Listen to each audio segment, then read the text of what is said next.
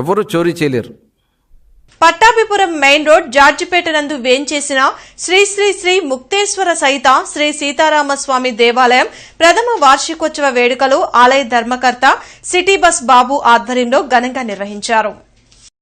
ఈ సందర్భంగా బాబు మాట్లాడుతూ 9 మంది సభ్యులతో కమిటీ ఏర్పడి ఈ ఆలయాన్ని నిర్మించడం జరిగిందన్నారు.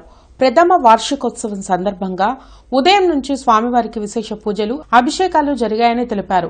108 సార్లు హనుమాన్ చాలీస పారాయణం జరిగిందన్నారు. అనంతరం మహా అన్నదానాన్ని నిర్వహించామని తెలియజేశారు. భక్తులందరూ ఈ వార్షికోత్సవ కార్యక్రమంలో పాల్గొని శ్రీ ముక్తేశ్వర సహిత శ్రీ సీతారామస్వాముల వారి కృపకు పాత్రులు కావాలని కోరారు.